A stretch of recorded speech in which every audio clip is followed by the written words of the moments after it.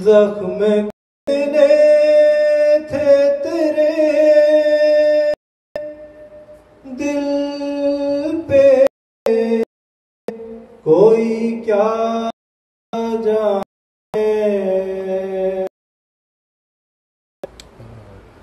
زخم کتنے تھے تیرے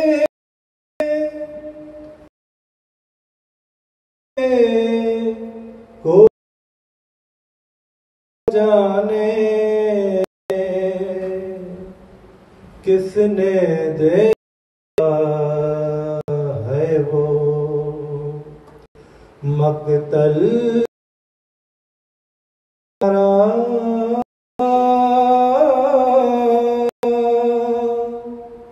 سجاد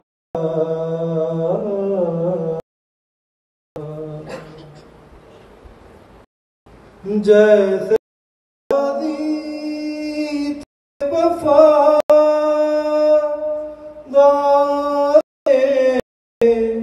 حسین بن علی جیسے غازی تھے وفادار حسین ابن زندہ رہ جاتا تو اصغر تھا تمہارا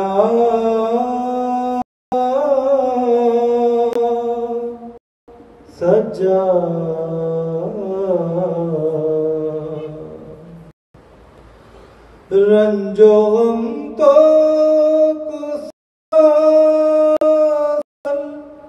وہ ستم اور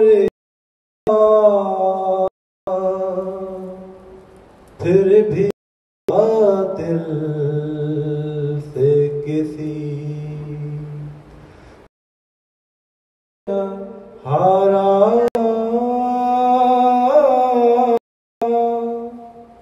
سجاد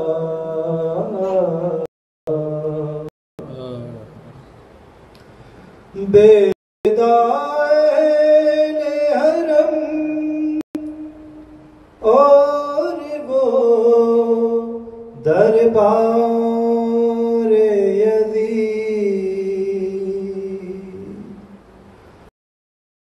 بیدائن حرم اور وہ دربار یزید کس طرح تم نے کیا ہو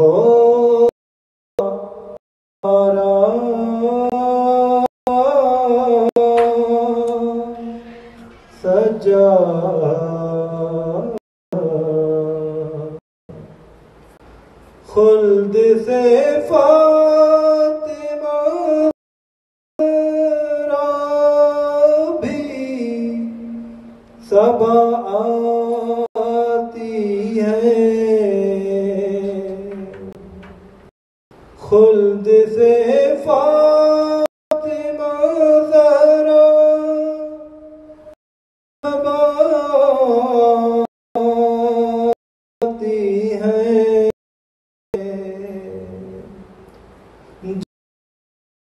ہوتا ہے کہیں ذکر تمہارا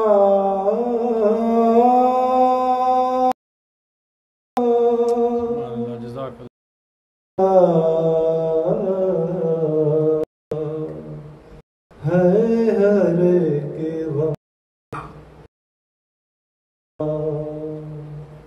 نام تمہارا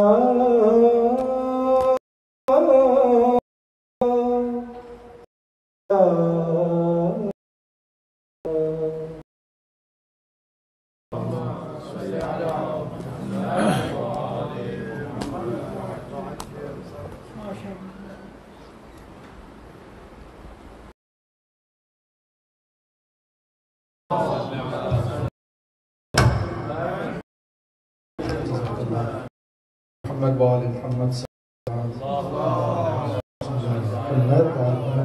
ملتمسوں کو تھوڑا آگے آ جائے تاکہ ماحول بن سکے. خصوص جو نوجوان جن کو سہاروں کی ضرورت نہیں ہونی چاہیے اس عمر میں کم سے کم تھوڑا آگے آ جائیں تاکہ میں قبلہ مولانا کو مدعو کر. ذکر سجاد ہی سجدے کا مزہ دیتا ہے، ذکر سجاد ہی سجدے کا مزہ دیتا ہے، اور آدمیت کو ولایت کا پتہ دیتا ہے، اور آدمیت کو ولایت کا پتہ دیتا ہے. اور آدم آل کریمی کو سلام، آدم آل محمد کی کریمی کو سلام. کیسا بیمار ہے تو کیسا شفا دیتا ہے، کیسا جو دنیا کو شفا دیتا ہے. انشاءاللہ کل سے یہ مجلس جو ہے وہ 7:15 بجے باقاعدہ بر وقت شروع ہو جائے گی. Just to update you all that tomorrow the majlis will start on time at 7:15. So if I all of you, youngsters, if you can all make time, especially if I can parents to bring your youngsters to the Imam Barga on time so we can start the program on time so there's no delays inshallah, because we also have Maghribain, we are following the strict timings inshallah. So with this, if I can ask Qibla Moulana Janab Shahnawaz Mahdavi Sahab to come and recite in front of you. So unke istiqbal ke liye bulandar salawat. Allah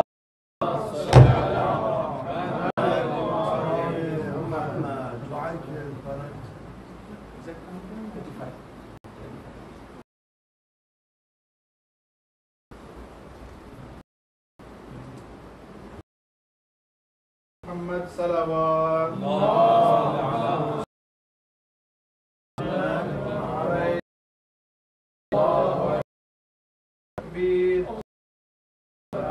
Risalat ya Rasulullah, Risalat ya Rasulullah, Haideria ya Ali, Haideria Husainiyat zindabad, Husainiyat zindabad, Yazidiyat murdabad, Yazidiyat murdabad, Muhammad wa ali Muhammad buland salawat.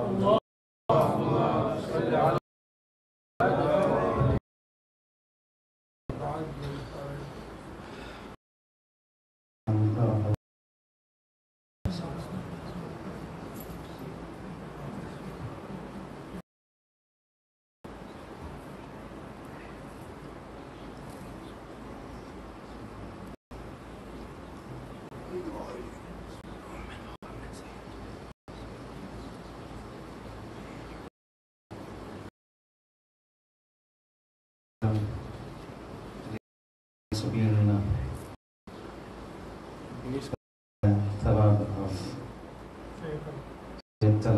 family.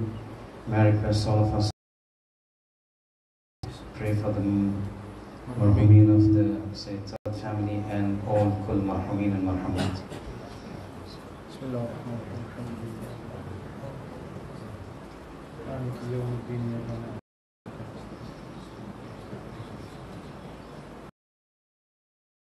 أعوذ بالله من الشيطان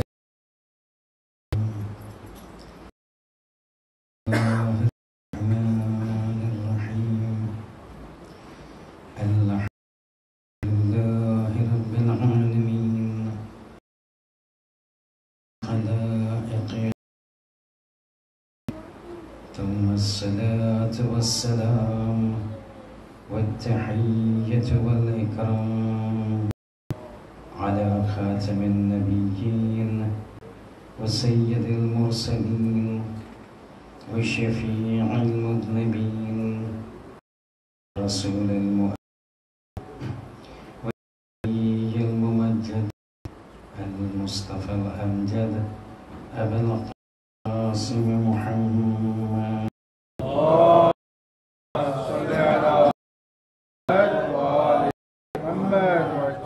وعلى آله الطيبين الطاهرين المعصومين المظلومين، لا سيما على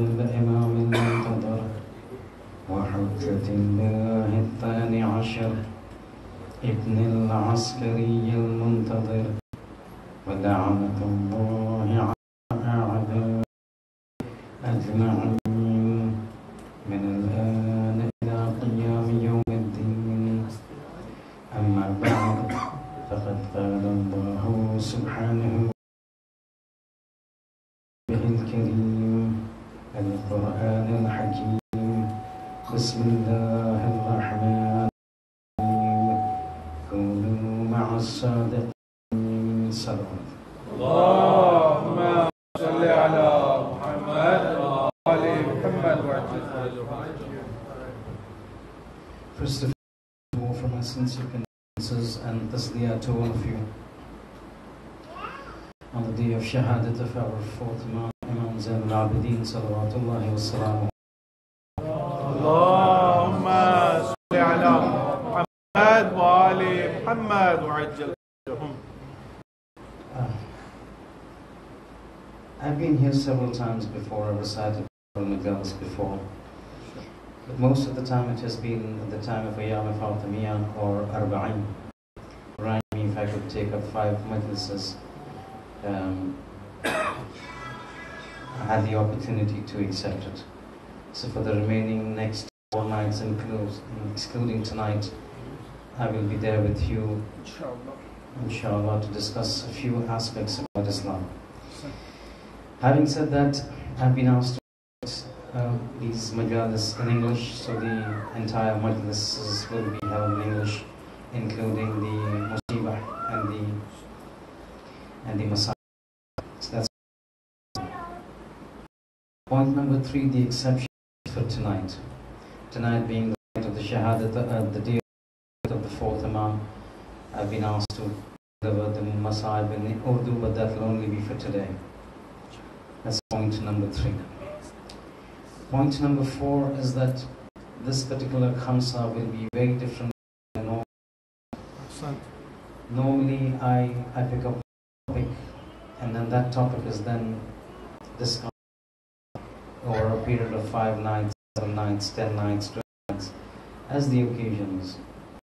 However, this time, because I have been given information that this khamsa is basically a replacement or an in lieu program for the Urdu Majalis that was held in Muharram, the Ashra Ula. And hence, because the youngsters and those in the English language missed out or assumed to have missed out in terms of language, and so the 5 majalis have been kept specifically for, and so it becomes important in view of the target I have before me. I have decided not to go with one topic over 5, but I will pick up 5 topics that are relevant for our youths to know in terms of understanding the religion. At times of Muharram, the Ashra Ula, you take one topic and go deeper. At times the requirements demand that we don't go too deep. We need to give a variety of it, so that the youth, the youngsters, variety of the teachings of Islam, once they get the idea of the various aspects of Islam, then automatically their thirst will be arisen, so that they would want to go deep down. And so the idea is to present 5 different topics about Islam, so that at least 5 are presented before you. Always remember that the majalis are always there in terms of they have rewards associated with them, but the fundamental reason for which this entire institution of majlis was established by Hadrat Zainab salawatullahi wa salamu Allahumma salli ala Muhammad wa ali Muhammad. The purpose of educating the people of what happened in Karbala. So to talk about what happened in Karbala, to tell the people, to educate them about, to tell them what Hussein stood for, to what Yazid stood for, to tell them what was right about Hussein, to tell them wrong about Yazid. That means in one word, if I were to say, it was for the purpose of education. To educate the people of Islam and what happened in Karbala. Then together with the masahib, with with the aspect of Hussein ibn Ali and his entire family, the thawab automatically comes. But the reason that Zainab was successful was because her was to educate the people in Kufa and the people in Sham, so that people like you and me today are able to sit and recite the mourning of Hussein ibn Ali and remember the sacrifice that took place. Having said that, this is how we are in this entire of these 5 majalis. But having said that, tonight has to be with respect to Imam Sajjad a.s. And when it comes to Imam Sajjad a.s, there are several things that we need to understand. Look, before I can go actually to discuss, and it becomes more appropriate that we discuss about that personality whose munasabat we are here to commemorate. So we will focus, the entire discussion will be about the 4th Imam. But before we can actually go into the discussion, it is important to have a little background of what I'm going to talk about, so that it becomes easier to facilitate and understand the aspects of Imam to present before you. All the Imams there in this world, from the first Imam, or all the Ma'sumin, their fundamental role was into this world for 2 purposes. 1, to embed the religion of God upon the face of the earth. That was their creed. The very first teaching of the Holy Prophet was this: tell the only one God. There are no 360 gods as you have put the idols in the Kaaba. Say La ilaha illallah tuflihu, you will be successful. So that was one reason for which they had been sent. The second role of all the Imams, in addition to ensuring that the religion of God gets embedded onto the face of the earth, was to ensure the safety of the Shiites. Because from the very first day that Taqifah took place, the Imams understood, we will be hounded and everybody who is with us will be hounded. We will be killed and everybody who will be with us will be persecuted. And their entire hum and gham and their entire life is based on these 2 things: to propagate the religion of God and to ensure strategies by means of which Shiites are kept safe. Keep these 2 things in mind. Having understood the 2 philosophies, the 2 roles, you look at any Imam from the time of the first Imam till the time of the 12th Imam. All the Imams were facing different circumstances in the that they were living. As a result of which, to implement both of these 2 fundamental responsibilities that they had taken upon themselves, they would use different means and strategies based on the circumstances prevailing during those times. And this is one of the aspects of the life of the 4th Imam. In those times, Hussein ibn Ali, in order to save Islam, to promote Islam, to save his Shiites, to fairness, bring about knowledge and familiarity with Islam, he had to give his life, he had to pick up the sword. But that same brother Imam Hassan felt the sword at that time was not good, would not be appropriate in his era, and so he did sword. Fast forward to the time of the 8th Imam, when everything is before him, he is willing to accept to come to Ma'mun's Darbar and sit over there authority, so that forward these 2 rulings he's supposed to promulgate and to promote. Establish the religion of God upon the face of the earth and save the Shiites. So based on the circumstances that the Imams would witness during those times, their strategies would be with these 2. Embed the religion of God, come to the time of the 4th Imam. The 4th Imam, in order to understand why he used and one of the things that you think, as soon as you remember the certain instances automatically become associated with them. So the moment you talk about Amir, every time you talk about Imam, the soul comes to mind. Every time you talk about Imam Sadiq al-Islam, the dissemination of knowledge comes to mind. Similarly with Imam Sajjad, the first thing that comes to mind is du'as. We don't have time and we're not going into that. But du'as was a means and a strategy of Imam to promote the save the Shiites based on the circumstances of his time. I'm going to take you to one other aspect of his life. And in order to understand that, it becomes very important to know the circumstances prevailing, the political situation prevailing during his time. This Imam now takes his imamate in the year 61 Hijri from of the day of Ashura. From the time Imam gets killed, it's a transition from the past Imam to the next Imam. We've got numerous traditions which tell us exactly how the Imamate gets transferred. See that Eid al-Zahra that we celebrate, yeah, that's a... We celebrate the Shahadat of the 11th Imam, 8th Rabiul Awwal, 9th Rabiul Awwal, we celebrate Eid al-Zahra, and we also celebrate one more thing, the 12th Imam. It doesn't work this way. You don't have a gap of 1 to 4 hours when an Imam passes away and before the next Imam comes. It's a seamless transition. The moment the soul of an Imam comes out from the body of a previous Imam, the next Imam immediately becomes an Imam. Because you cannot have a moment in this world where there is no Hujjat of God, the designated. You got this tradition that says, Lawla al-Hujjah, the Sakhat al-Ard. Even for a moment, if the Hujjat of God is on the earth, Allah has no reason. Muhammad Bulantar.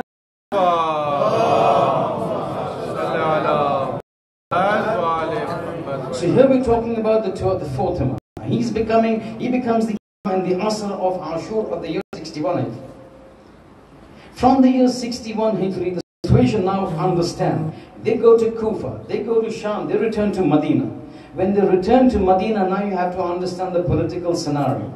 Yazid has killed Imam Hussain a.s. He thought it would be, he would bury it in the sands of Karbala. Didn't work out. Why? Because of these two personalities. You've been hearing it day in and day out. You've been hearing it in Muharram. Hearing it in Ashra Zainabi. The two personalities, Hazrat Zainab Salamullah alayha and Imam Sajjad a.s. Both these personalities made sure that Hussain was not buried and made to lie in the annals of history. Because of this now, Yazid Bani Umayyah know that the people all over the Islamic empire have come to know that Hussain has been killed. Now understand the situation. People back to Medina, the family of they're talking over there. They were in Sham, they were talking. They were talking the khutbahs of Imam Zainab, the khutbahs of Bibi Zainab, the talks that took place in Sham with al-Banin, with Muhammad Hanafiya. It created an awareness in the entire Muslim world. Something has gone wrong. Something wrong has happened. Something massively wrong has happened. When people came to know that the Prophet was killed, now the entire Bani Umayyah are bracing for a backlash. They're waiting from where the volcano will erupt. They're keeping tabs on the entire Hukumat, on every part of their Islamic empire. With this fear that is there, that somewhere, someplace, a rebellion is going to stand up against us. And we need to make sure that we quell the rebellion. This fear, this apprehension that was there in the minds and the hearts of Bani Umayyah brings about a certain consequence. Fear always brings about persecution. Fear always brings about clamp down. Fear always brings about suffocation of the masses. They're waiting for the masses to come up. So we need to take care. They don't rise against us. They're all waiting for the back. Hussain was no ordinary man. Yazid said, I don't care about the bayat of the entire world. I want the bayat of one man. Hussain ibn Ali. That is the bayat that counts for me. All the entire Islamic world gives me the bayat, makes no difference. I need this man's bayat. And hence Karbala took place. So now they're bracing themselves. Fear brings about clamp down, persecution. And they clamped down. They did. You're not supposed to have meetings. Meetings banned. This morning I was in Kenya, Mumbai. On the day of Ashura, election. On the day of Ashura, elections. Now, there's a rule. Meetings in the time of Imam Sajjad, they're all bracing for a backlash. No meetings allowed. You can't speak out. There are no speeches. There are no lectures given. You stay in your house, go to the mosque, pray namaz and get back home. No discussing politics. No talking about the rules. No talking about anything other than religion in terms of tasbih and go pray and go back home. You gather together, we will be spies all over the place. The entire system very suffocating. More so the fear was from not from Bani the Alawites. That these are the Shiites are the ones who respond to us. Because for the others, Hussein killed makes no difference. Hussein died, I want to give my life for him. I want to avenge him. So now the fear was from the Shiites. He says, we'll keep everybody under control, but the Shiites, we will control them. We will completely clamp down upon them. All the Bani Umayyah, they started clamping down. Look at the lives of Abdul Malik ibn Marwan. Abdul Malik ibn Marwan was a man who was referred to as Hamad Masjid, mosque. Every day, anytime you see reciting Quran in the mosque, like Marwan. He was in the mosque reading the Quran, reciting the Quran. Person comes and says, your father died, Mabruk, now you're the Khalifa. Riwayat tell us, tradition tell us, historical report tell us, he's reciting the Quran, he finishes it. He says, Hada firaqu bayna, now is the difference between you and me. Stay away from me because now you're not going, because now I'm the you ask and how I what he did. He says, but from now that I'm the Khalifa, you don't tell me what to do. I do what I want because I've got the qudrat. I've got the. This Abdul Malik ibn Marwan, one of the complete Shiites. They were kept in absolute no economic, no social, constantly slightless of the whiff that they are trying to talk about politics or against the government, put into prison. The Shiites in absolute helter-skelter mode. You get a person like Hajjaj ibn Yusuf al-Thaqafi. Hajjaj ibn Yusuf al-Thaqafi was one of Abdul Malik ibn Marwan. But what a wafa.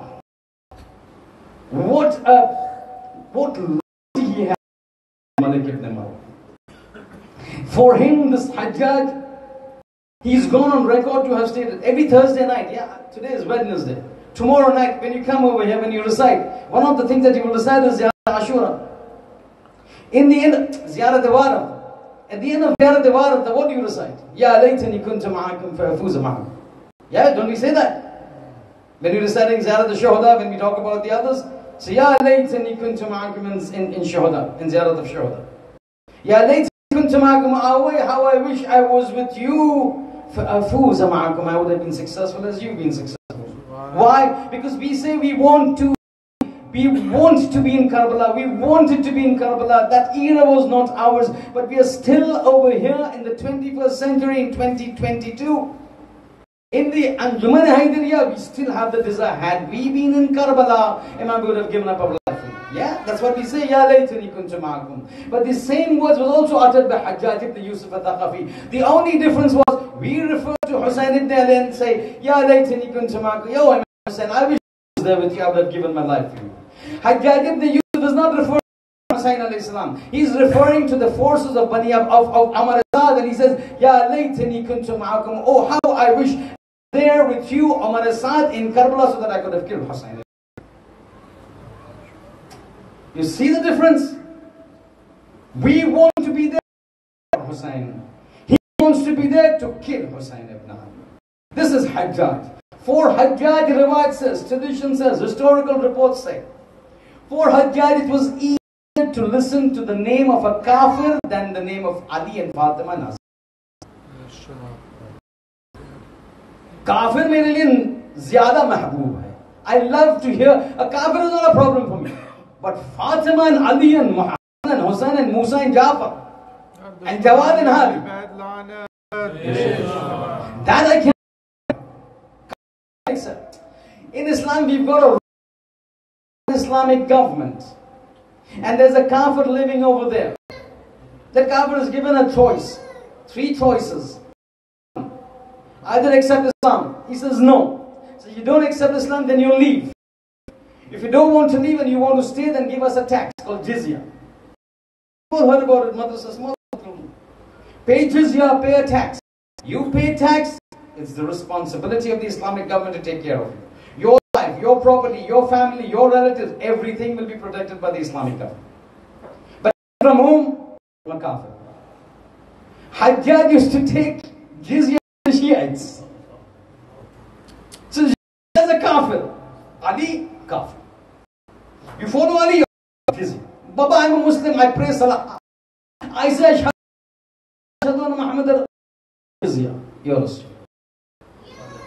This man, I'm telling you the circumstances in which Imam Sajjad was there. Until Sajjad, you will not know what I'm talking about. This Hajjaj used to say, if Abdul Malik ibn Marwan, if I were to know that Abdul Malik ibn Marwan, Khalifa of the time, is happy for me to destroy the Kaaba, I would take out every single brick from that Kaaba and bring it to the ground. This is the representative of the Khalifatul Muslimin. Abdul Malik is now seated on, he gives khutbah from the mimbar as a representative of the Holy Prophet. And his representative, Hajjaj, is saying, if I were to know that that Abdul Malik would be happy for me to destroy the Kaaba, I would pick up every single brick of the Kaaba and put it to the ground. Hajjaj, a Sunni of the Shiites. That means the situation is and how it is. It's just unacceptable. In Imam Sajjad is there. Now in this scenario, Imam Sajjad is there, he's looking and he's watching. All the rulings of Islam are being flouted. All rulings have changed. Look, we are now beyond post 61 Hijri. A lot of rulings have already. Taraweeh has was not there. Come in with this to pray Salat, it was not. A lot of changes took place during the time of certain individuals. It kept on deteriorating. Now Imam Sajjad is looking. The concepts of Islam are going haywire. They're going to make sure that he now brings back those teachings of the core teachings of Islam.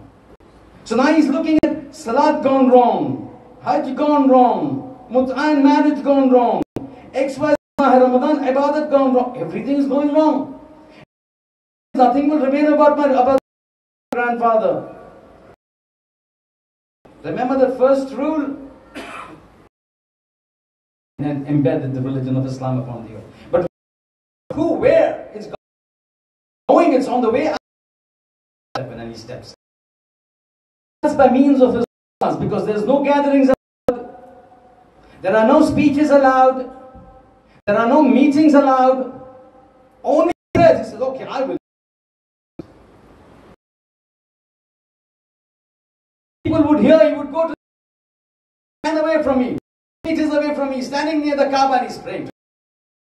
In those things he says, Allahumma salli ala Muhammadin wa Allah, send your salams upon Muhammad, the best of the people, the Fulan. What he now he's staying in du'as. Again, we're not talking strategy of dua. That's different.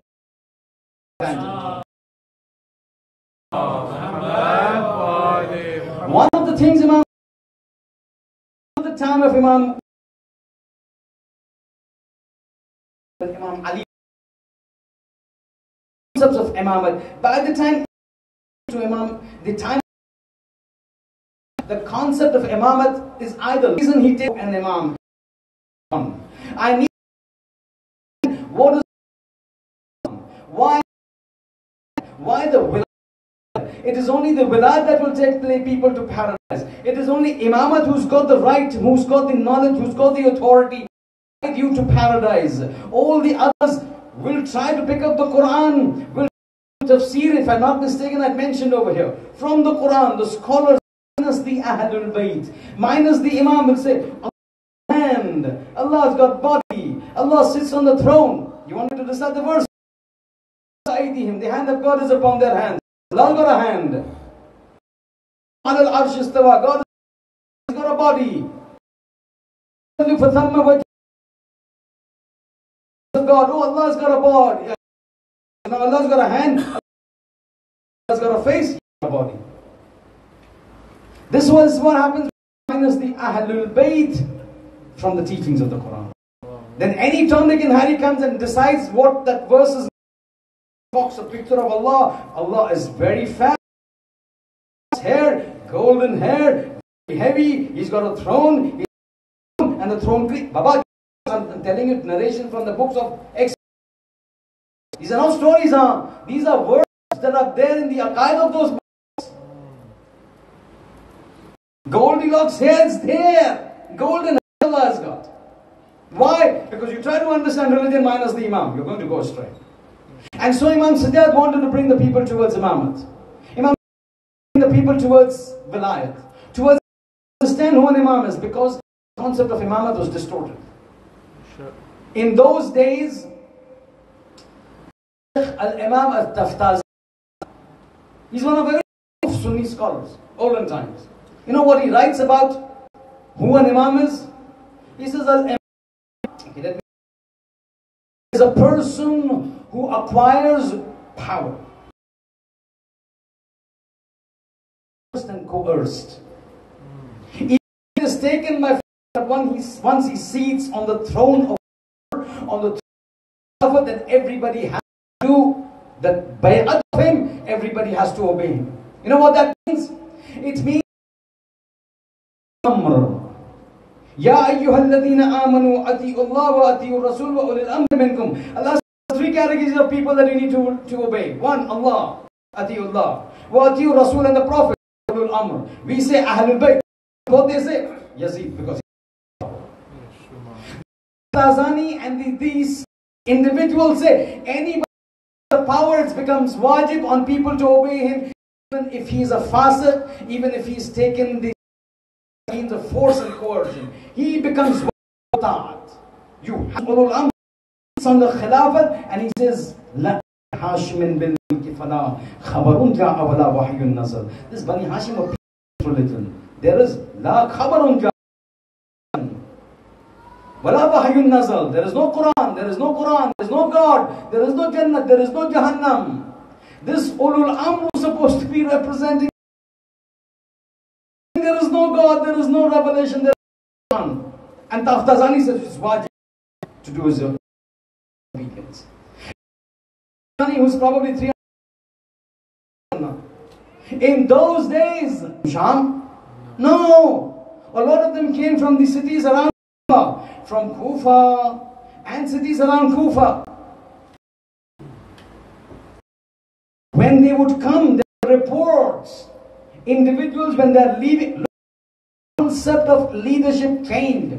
Any person who acquires power becomes wajib on an individual to do his ibadat, his obedience. What is to be followed, then you don't see whether that man is righteous or an adil or is fasik and fajr. Individuals, we've got reports in history. People in their houses around Kufa to come. When they would houses, when we leave the house, so, Ya Ali Madad, Acha mere Sawarat, Acha mere Satchar Phul, yes, mere Sarayatul Kursi. He recited these individuals. When they would leave the house to 30,000 to John, eventually becomes 30,000 to recite, he would raise his hands to the skies, he would look, Inni ataqarrabu ilayka biqatl al-Husayn. I am going to join the ulul amr so that I can explain and get close to you. This concept of imamat that was existing at that time. This cannot to change. It has to change. This is what is very important to you. This is imamat lost, imamat distorted. Somebody who doesn't have the ahliyah to sit with the imam, and you're made to follow him, to kill whom? To kill the grandson of the Prophet. By joining, by ita'at of Yazid, who's ulul amr, wajibul ita'at, and doing everything to kill the grandson of the Prophet, to get to get qurbat.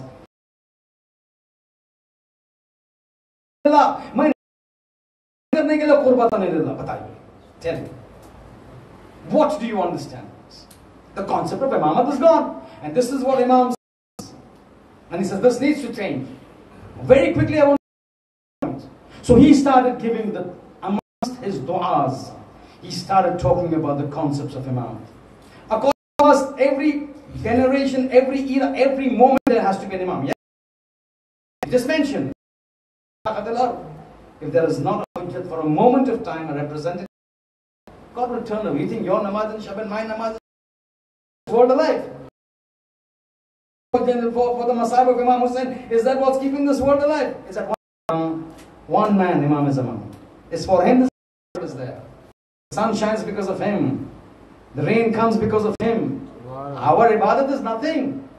We can't pray 1-2 rakat namaz with concentration.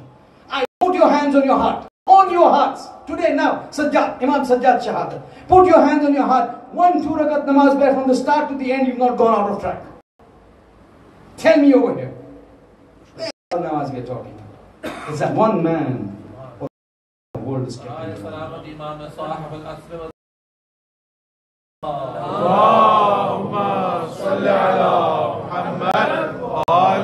So the Imam is compulsory, has to be in the time, has to be in the told us. Imam Sajjad.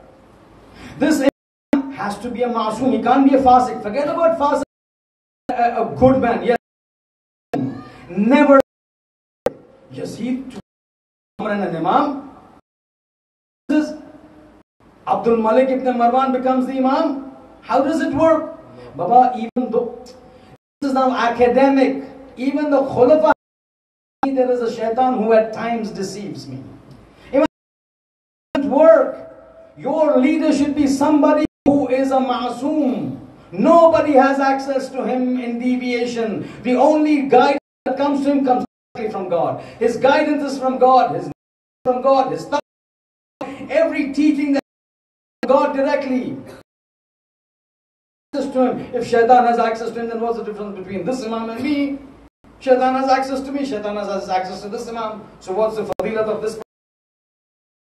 Imam, who said? Imam Sajjad. Imam Sajjad, he also told us, and one of the things about Imam Sajjad is, in order to explain Imam is fundamental, otherwise the body. My Imam. Imam has to be there. That cannot make a mistake. He has to be fully integrated. He has to be part of Yutahhirakum Tathira. He has to be part of it.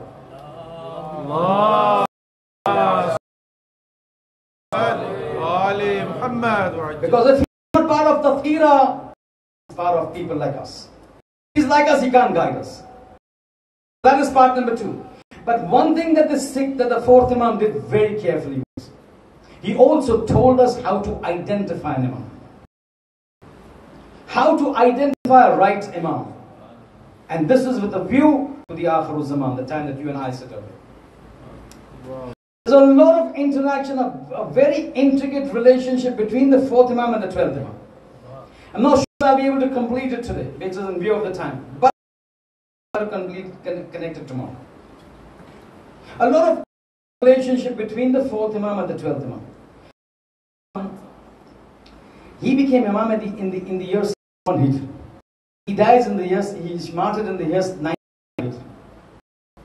Almost 35 years, because 10th of Muharram started, 61 Hijri becomes the Imam. 35 years that he was the Imam. 9 Hijri. 1444. From 95 Hijri, 1444 Hijri, to tell us. And God knows how many thousands of years before the arrival of the 12th Imam. One of the signs of the arrival of the 12th Imam, that will take place when the 12th Imam arrives. I'm going back quickly. Is that before the arrival, after the arrival of the 12th Imam, there will be numerous surahs. A lot of people. I am the Mahdi of Allah. 95 Hijri Imam is telling us, I am going to show the correct Imam from the wrong Imam. Look at this incident. One of the fitnas that took place immediately in the aftermath of Imam Hussain a.s. Shahadat was related to Muhammad Hanafiya. Who's not heard about Muhammad Hanafiya? Muhammad Hanafiya was a very pious person. And you know that.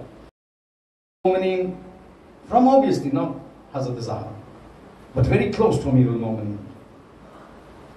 When the incident of Karbala takes place, he's basically the Shaykh of Bani Hashim. He's the eldest person amongst the Bani Hashim. Very close to Imam Ali a.s. Very close to Imam Hassan. Very close to Hussain. Battles, he would take him along with him. Refer to him as Ayn Najmu min ash-shamsi wal qamar. Where is that star and the moon? Hassan, moon is Imam. He's referred to as the star of Hassan and the moon of Hussein. That's how close. That means immediately after Imam Hassan and Imam Sajjad Abbas, he's of a different elite category. Compared to them, he's referred to this. One problem that came here was that because he was very pious, he was very muttaq, because Imam Ali always kept him to himself, after the shahadat of the third Imam, a group of people rose up and claimed that the fourth Imam is not Imam Sajjad but Muhammad Hanafi. Muhammad Hanafi. This is after, look at this, Imam Hussein has died, but the next person looks to be Muhammad Hanafi. Old man, white beard, muttaq, parhezgar, amal saleh, I love him so much. Imam Hassan, Imam Hussein used to love him so much, he's the Imam. Imam Sajjad said, Baba, I am the Imam. No, Muhammad Hanafi is the Imam. And there are that group, there was that group, it's fiddled out now. But in those times they would say, Hanafiya, when he died, they said, no, he's not dead. Allah has taken him and kept him in a cave where he gets his nourishment from God, and he is that Mahdi that has been prophesied by the Prophet and all the Imams. He that will come afterwards, pure and rid the evil and fill it with justice and peace. This is that. Now this group was, this is not the 12th Imam. People case, yeah. But people always add to it. My name Allama. Allama. Add Allama. No, we want to add your name Allah. You can't control people. People started calling Muhammad Hanafi Imam. Imam Sajjad. He knows that this is the right Imam. He says, Allah, oh Hujjat of God, problem, we need to solve it out. Imam Sajjad says, I will tell you. I will tell you. Says what? One day amongst the people, a group of people in the bazaar, a debate between Imam Sajjad and Muhammad Hanafi. In front of everybody, Muhammad Hanafi turns to Imam and says, Oh Ali ibn Hussein, after Imam Hussein. Muhammad, listen to this. It's a plan between both these individuals to show the people Muhammad Hanafi is not the Imam. Sajjad proposes, Muhammad Hanafi follows. In the middle of the story, Muhammad Hanafi says, Ya Ali, I am an ahaq Imam. I'm more deserving of the Imams. Imam Sajjad says, Muhammad Hanafi, anta ta'alam, you know I'm the rightful Imam. He says, look, I'm the oldest, I'm like son of Ali, Fulan, Hassan, brother of Hussein,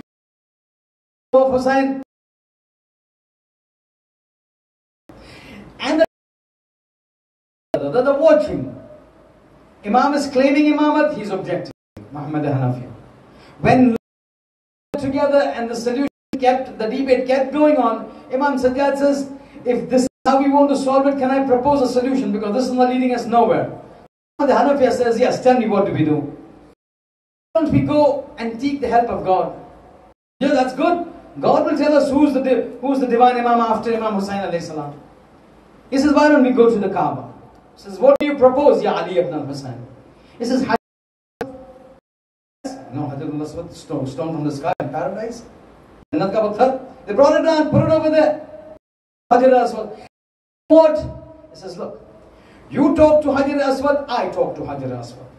You ask Haideria Aswad, I ask Haideria Aswad proof. Haideria Aswad will talk to him. He said, yes, that's good. The two people go, Imam Sajjad and the entourage. All of them go. All of them go over there. They stand before Haideria Aswad. Imam Sajjad says to Muhammad Hanafi, you go and says, oh Haideria Aswad, I command you, if I am the Hujjat of God upon the earth, tell the people and announce.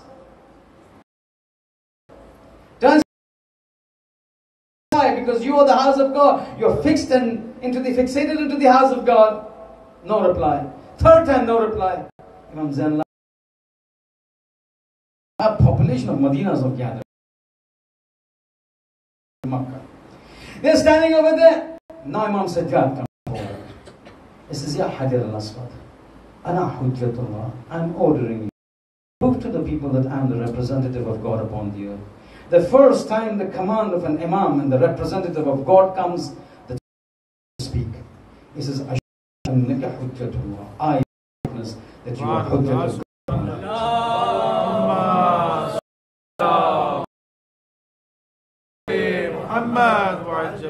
Showing us real Imam can be differentiated from a pseudo Imam. Keep this in mind. Aware of the time, I've reached nowhere in my lecture today. I will continue this tomorrow to extend this to explain to you what exactly the relevance of this particular incident is today's life. In our life, how and why. We're not living in the 1400 years ago. What was taught by the Imam with his eyes of the Imamat extends to the day of judgment. He knew at the time when the 12th Imam comes, mentioned already, between the third, fourth, that's going to happen at the time of the 12th Imam's reappearance. I need to give the between a pseudo Imam and a true. The entire incident off. Everybody leaves Muhammad Hanafi except a very hardcore group of people. Most of them turn away from the imamat of the later. But what happened before is what we need to discuss tonight. Because tonight the night of Shahadat, isn't it? The day of Shahadat. 35 years after Imam Sajjad was alive. 35 years. In those 35 years, there was not a single day that he would. There was not a 30 years. And people asked him why. And he answered, but right now that's not the point to discuss. 35 years. Every time he brought before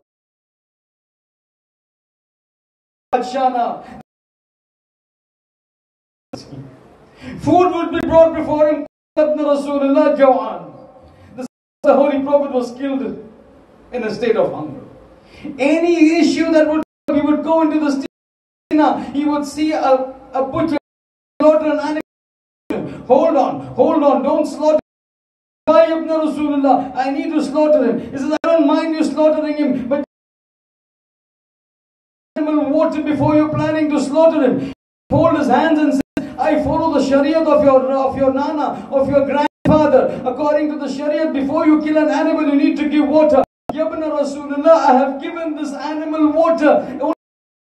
As soon as Imam Sajjad would hear this, he would turn to Karbala and say, my father Hussain ibn Ali was killed without giving water.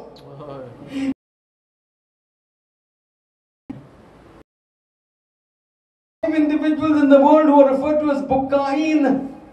Bukka'in are those individuals who've been weeping immensely for some reason or the other. Islam taken out of paradise. We don't want to go into details.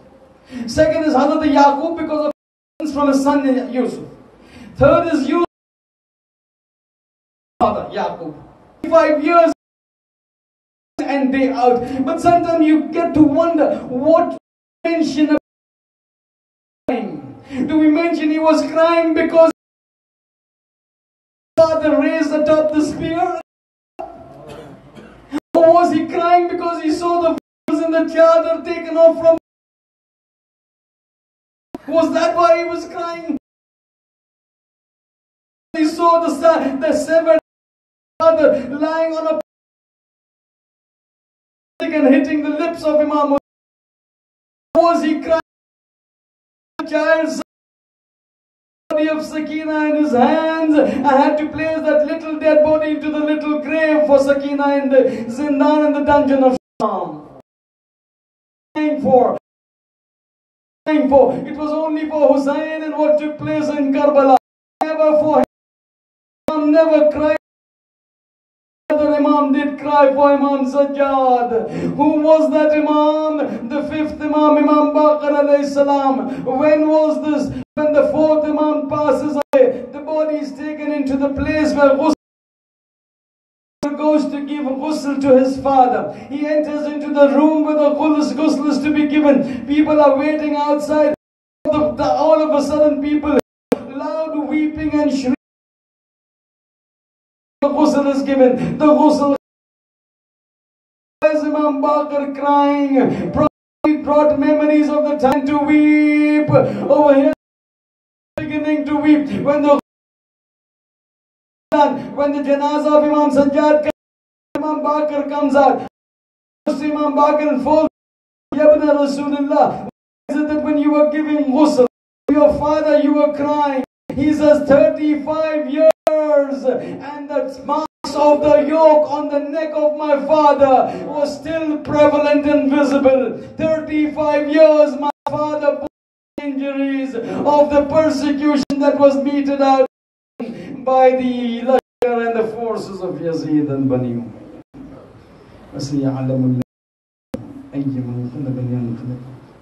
إلى وداعة الله على القوم الظالمين.